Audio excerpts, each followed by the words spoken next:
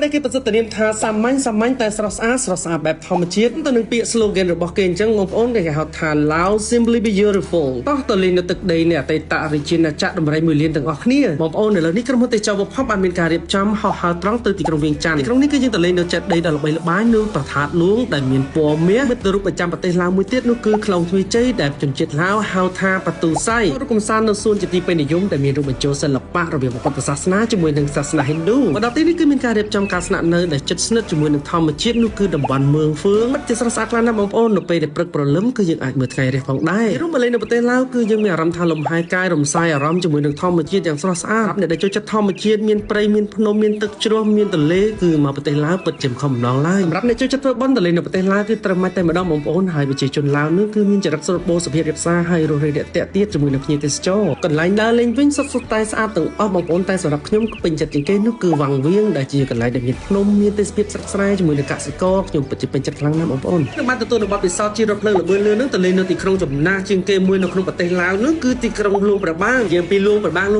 ងប្អូនចង់ចេះស្គាល់ហើយទីក្រុងមួយនេះគឺជាអតីតរាជធានីរបស់ប្រទេសឡាវឬក៏រាជាណាចក្រឡានឆាងឡានឆាងនឹងគឺប្រែថាដំរី1លានទីក្រុងមួយនេះទៅនឹងប្រទេសកម្ពុជាយើងគឺដូចជាតំបន់សៀមរាបអង្គរយើងអញ្ចឹងបងប្អូនទីក្រុងសៀមរាបគឺទីក្រុងដ៏ចំណាស់មួយឯលួងប្របាងក៏ចំណាស់ដូចគ្នាដែរតែនៅក្នុងប្រទេសឡាវទីក្រុងមួយនេះគឺតែងតែទៅបួងសួងនិងសូមសេចក្តីសុខសេចក្តីចម្រើននៅក្នុងវត្តសៀងថងជាវត្តដែលស័ក្តិសិទ្ធិជាងគេនិងចំណាស់ជាងគេមួយនៅក្នុងទីក្រុងមួយនេះដំរីគឺជាសត្វដែលមានមាឌធំតែមានចរិតស្លូតបូតគួរឲ្យស្រឡាញ់បាទបងប្អូននៅទីនេះគឺសម្បូរសត្វដំរីច្រើនណាស់ខ្ញុំបរទេសវិញគេនិយមទៅងូតទឹកឲ្យដំរីដាក់ចំណីឲ្យដំរីតែយើងទៅគឺយើងឲ្យថតរូបជាមួយដំរីអញ្ចឹងពីទឹកជ្រោះវិញឡាវនេះគឺលេខ1តែម្ដងបងប្អូនដោយសារទឹកជ្រោះនៅទីនេះគឺល្បីខ្លាំងណាស់មានទឹកជ្រោះស្អាតជាងគេបំផុតមួយនៅអាស៊ីទឹកជ្រោះខ្វាងស៊ីនិងទឹកជ្រោះកែមង្គលបងប្អូនទឹកជ្រោះនៅទីនេះគឺមានទឹកពណ៌ខៀវថ្លាដូចកញ្ចក់តែម្ដងបងប្អូនភ្ញៀវទេសចរដែលបានមកលេងនៅទីនេះហើយតែងតែសរសើរមិនដាច់ពីមាត់ថាទឹកជ្រោះមួយនេះស្អាតដូចគំនូរអញ្ចឹងបងទីនេះហើយយើងត្រូវតែមកភ្លក់មកហូបប្រចាំតំបន់នៅក្នុងប្រទេសឡាវគឺបរិយាកាសនៅលើទូកជាមួយនឹងថ្ងៃលិចនៅលើដងទន្លេមេគង្គមួយនេះគឺពិសេសវិសាលមែនទែនពេលយប់វិញនេះគឺមានជួនទៅផ្សាររាត្រីដើម្បីទិញនៅសម្ភារៈផ្សេងៗដូចជាវត្ថុអនុស្សាវរីយ៍មុននឹងយើងត្រឡប់មកផ្ទះវិញឡាវគឺស្រស់ស្អាតដូចពាក្យ slogan គេនិយាយចឹង Simply Beautiful ស្រស់ស្អាតបែបសាមញ្